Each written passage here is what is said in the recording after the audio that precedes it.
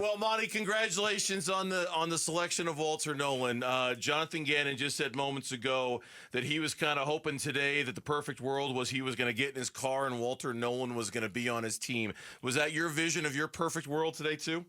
Hey, Walter's a guy that we certainly felt fit us from multiple aspects. And for him to still be on the board there for us at 16, we certainly were excited. Monty, if he hits his potential for you guys, what do you envision him doing just specifically for your pass rush? Yeah, I think he's going to be a disruptive player. And we've talked about it, finding disruption of the interior defensive line, it's hard. It's hard to find those guys, and it puts a lot of stress on the offense. And so, we think Walter's had those attributes. He's done that the last year at a high level in the SEC. And we feel like he can bring that to us and help us out with some interior rush next year. So, Monty, right now, first of all, congratulations, buddy. Hey, Walter Wolf, how you doing, man? I'm doing well, brother. I'm doing well. Congratulations. Walter Nolen, a difference maker. I truly believe that. What technique do you see him playing the most across the defensive front? Yeah, well, really, Wolf, I think he can play multiple techniques up there. He spent a lot of time at 3 technique, but, they played him over the center a lot, too. And so I think anytime you can bring versatility up front, it makes it hard on the offense to know where everybody can line up. And so we feel like we got multiple guys in that defensive line room that can do that. And the more that you can have versatility, it just makes it hard for an offense to plan on where guys are going to be. Monty, how much do you think he's going to have to work on holding up at the point of attack, or do you see him doing it already on tape? Yeah, I think it's there, Wolf. I think there's certainly things that there's room for improvement, and I think that's the exciting part about Walter is, there's still upside in if we get a few things corrected, but his ability to disrupt and get on edges and really use power to knock the line of scrimmage backwards, that's a great place to start, and I think he can do that for us. Monty, when it comes to Walter being a true Cardinal, you and JG mentioned a few times during your press conference just moments ago, turn on the tape. What did you see when you watched the tape that made you believe he's a true Cardinal through and through? I mean, the thing that stands out is violence. This is a guy who plays with a high motor all the time, and playing in college ball, it's different where there's a high volume of snaps, and for a guy to be in there and play as violently and aggressively from the first quarter through the fourth quarter, I mean, that's impressive to see. And so just the high motor, the disruption, the violent nature, those things stand out just the way he finishes plays.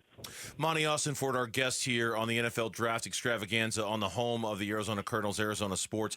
I know you're not done, so this question isn't to imply that you are done with all the picks that you still have coming up.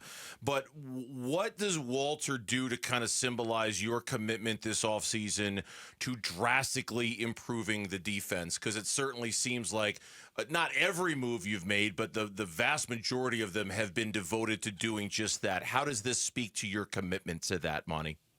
Well, I think, we're always going to look to add talented players no matter what position. And so, it was a priority for us to add competition to the defensive line room. We were able to do that in free agency, we were able to do that with Walter tonight. And so, I think we saw last year just that's a violent position up front on the line of scrimmage, both offensively and defensively.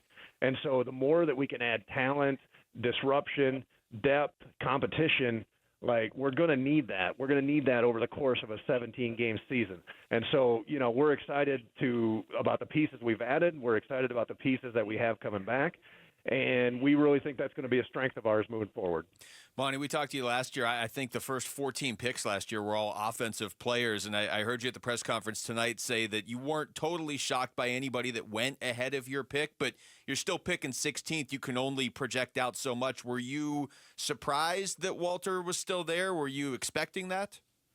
Well, I think you always try to take a look at that. There's different messages that you hear leading up, especially the last 48 hours leading into the draft. And so, there were some things that came out that said, hey, Walter could go, anywhere from, we started hearing 8 through 11 and 12 and 13. And so you never know. Nobody ever knows. And so, we had our board and we had our board stacked overall the way we had it, and then you just sit and wait. You pick the players off as they go, and then when it's your turn to pick, you wait and you see who the highest one is up there. And so for us, when that came around, it was Walter, and we were excited to turn that pick in. Monty, speaking of stacked right now, man, the defensive line room is absolutely stacked. Last year, it was a little bare, I think, the cupboard because of the injuries that actually happened right now. Was this a concerted effort going into this offseason saying we have got to stack up this defensive line room? Yeah, I think so, Wolf. I think what we wanted to do is we hit some bad luck last year. We thought we added some pieces that were going to be there for us, and injuries happen, and that makes it tough. And so, month and a half into the season, your 2-3 guys that we were counting on that are gone, and it's just the reality of the NFL. And so, that was a focus of ours to add more pieces to that room and to add talent, to add depth, add competition. And because we're going to need it. We're going to need to send – you've seen how good offenses are in this league. Mm-hmm. And so we need to put pressure on the quarterback. We need to create disruption. We need to generate negative plays. And so those are all things that we wanted to do with, adding to our defensive front this year.